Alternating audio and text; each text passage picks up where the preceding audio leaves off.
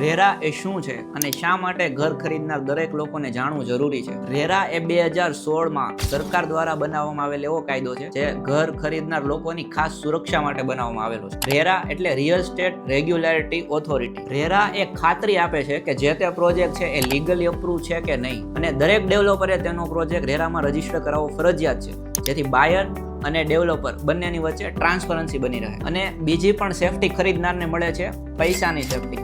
જેમાં જો તમે કોઈ અંડર કન્સ્ટ્રક્શન પ્રોજેક્ટ લો ને, તો એમાં તમે જેટલા પૈસા ડેવલપરને આપો એ બધા પૈસામાંથી 70% પૈસા એને અલગ એકાઉન્ટમાં જમા કરાવવા પડે છે, જેને કહેવાય છે એસ્ક્રો એકાઉન્ટ. હવે એસ્ક્રો એકાઉન્ટમાં જે પૈસા હોય ને, તે ડેવલપર ખાલી તે પ્રોજેક્ટ પૂરતા જ વાપરી શકે, તે ક્યાંય બીજે જમીન લેવા માટે કે તે પૈસાનો ગેરઉપયોગ ના કરી શકે. તો આ હતી રેરાને લગતી અમુક ઇમ્પોર્ટન્ટ માહિતી.